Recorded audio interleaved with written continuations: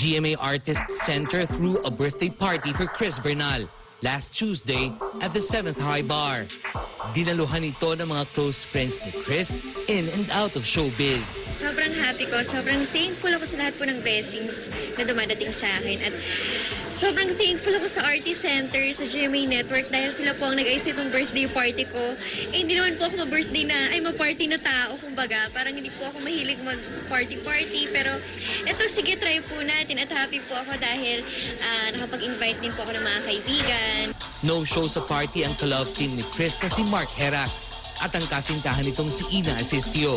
Lalo tuloy umigting ang isyong madalas mag-away ang dalawa dahil kay Chris. Imbitado po si Mark at saka si Ina, syempre. Kaya lang nakakalungkot dahil nag-text sa akin si Ina, sabi niya daw na parang may nagka-problema lang daw po sa family. So hindi po sila makakapunta ni Mark. Pero totoo nga bang nagselos si Ina nang minsang dalhan ng pagkain ni Mark si Chris sa taping ng kanilang series na Hiram na Puso? One time na hindi ko alam na parang pinadala niya ng pagkain si Chris sa taping. Yun lang. Tapos nagtanong lang naman ako. Kasi nung mga oras na yon, nagda-diet po ako. Tapos sabi ko, gusto ko lang ng Caesar salad. Tapos yung nagulat ako, binila niya ako ng dalawang Caesar salad, 2 box. Yun na daw, pang dinner and lunch. Tunit ko, pinicturean ko yung yung Caesar salad. Tapos sinabi ko, Mark Heras, thank you. Thank you for the surprise food.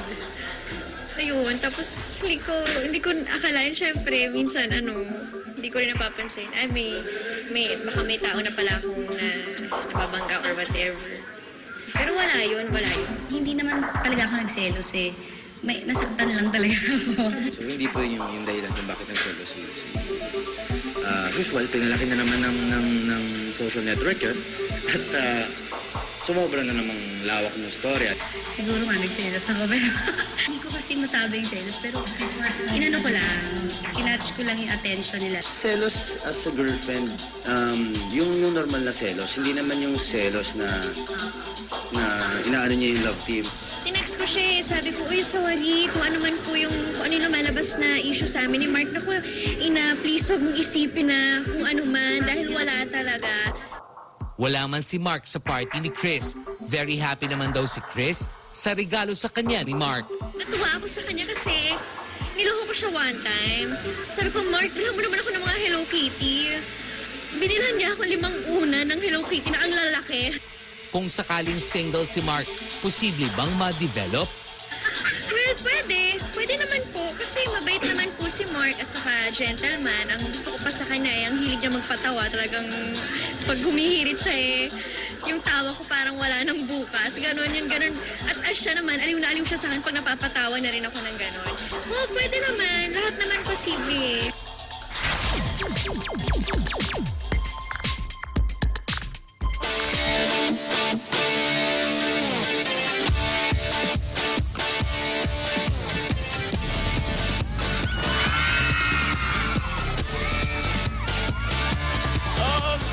Kaibigan, nandito live dito sa Lawag City ang maginoong nasa gitna ng tatsulok ng triangulo. Nako, eto na, Mark Heras. Ay, Tito Butch, magandang hapon po.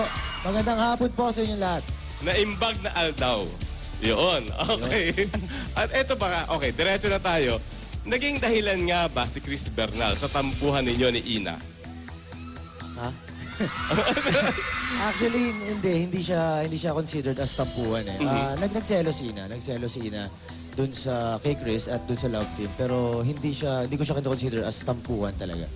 Pero yung selos, ano ba kaibahan ng selos sa tampuhan? Kasi yung tampo parang papunta na yun sa away eh. Okay. Papunta na yun sa away. So, selos hindi naman.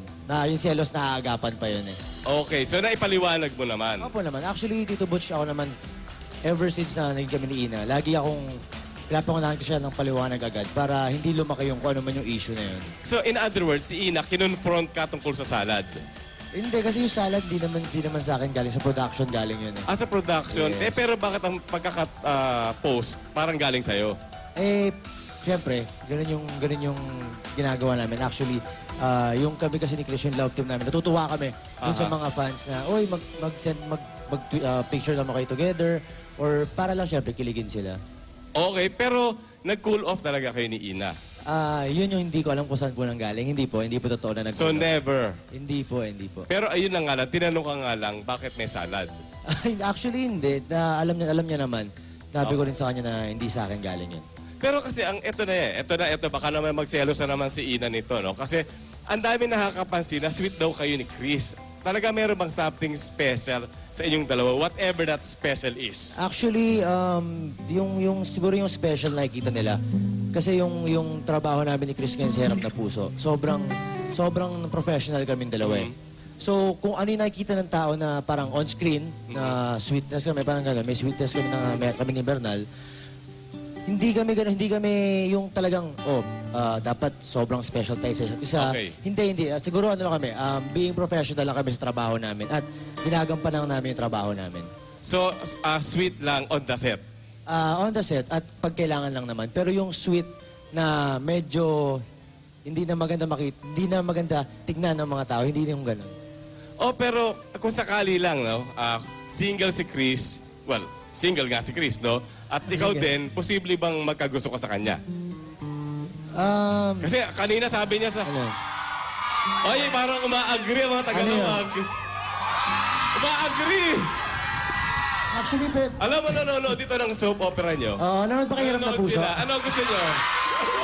Actually, Tito Butch, si Chris, hindi siya mahirap pakisamahan. Oo. Napakabait tao ni Chris. At the same time, hindi mahirap katrabaho si Chris. So, siguro kung wala, pwede naman. Pero at saka sabi ni Chris, sa BTR, posible daw eh. Paano? Sa iba posible? Kung wala akong girlfriend siguro. Kung walang girlfriend. Pero masaya po ako with Ina. So, kung wala, pwede naman. Oo. Yung kayo, Kayo? mga fans ng soap. Opo. Okay. Mga kapuso talaga to. Yes. Oo. Pero hindi. Kayo ba ni Chris, never kayong, si Ina at saka si Chris pa, never nagkaroon ng away, tensyon sa pagitan nila? Actually, wala. Kasi nag-uusap naman sila, nakikita sila. Nung last time nga na nag-birthday si Chris, mas nauna pang napadalan si Ina ng invitation bago ako. Okay. Okay, so walang tensyon at walang away na nangyayari. As in, pwede silang maging talagang magkaibigan. Oo naman po, oo naman. Like, pwede si Chris maging, kung sakasakali at dumating sa puntong magkatuluyan kayo ni Ina, pwede siyang maging ninang ng unang supling nyo. Oo naman, opo naman, Tito Butch, opo naman. Yan. Pero okay, at this point, as we speak here in Lawag, kumusta na ang relasyon niya ni Ina? Kami, actually, yung relasyon namin ngayon, napaka-steady at napakasaya. I mean, 4 years na kami. Ayun yung pinakamatagal kong relationship sa buong buhay ko. Hindi lang sa showbiz career, pati nung hindi pa ako nag-artista. Ito yung pinakamatagal ko. And I'm happy dahil mas nagiging matatag yung relationship namin. Yung issues kasi hindi naman nawawala yan eh. Parte yan ng buhay namin, parte yan ng relasyon. Ang nakakatuwa lang is tumitibay. Habang maraming issues na dumarating, mas tumitibay yung relationship Parang namin. bagyo na nagpapatibay. Yes. Okay. So, kaya masayang-masaya ako kung ano yung meron kami ni Ina. Okay, kaya bigyan mo na mensahe si Ina at an assurance na walang dapat ipagselos. Hindi, At pinagpapawisan ka. mainit, Tito Butch. Okay. Mainit. Ayan, honey. Ilang? Hi. Wait lang. Huwag yung message lang. And Han, thank you dahil sa pangunawa na binibigay mo sa akin sa pagiging maintindihin mo at yung mga issues na dumarating, masaya ako dahil naiintindihan mo ito at tinatanggap mo na maigi. At nagpapasalamat ako dahil hanggang ngayon, tayo pa din at looking forward for many years. More many years. Pero hindi, kasi total, nadamay si Chris Bernal dito. May message ka ba for Chris? For Chris, actually, napapanood ko rin yung mga interviews niya. At kaya natin to. And sana makita mo na yung tao mong papasaya sa'yo para tigilan ka na ng mga issues. Okay. So, okay. Anyway, naku, meron kang pag-iimbita? Ayan po, syempre, Hiram na Puso. Monday to Friday after 8 Bulaga. Okay ba yun? At mamaya po, meron akong hip-hop dance workshop live dito sa Kapuso Day here in Lawag City. Kaya sa mga kapuso natin Ilocano, punta na po kayo dito sa Kapitolyo. And salamat po sa Forever Flawless, Dr. Vigabello, Bizarre, Levi's, Vance. Thank you very much. And Star Talk. Thank you, Butch. Yeah,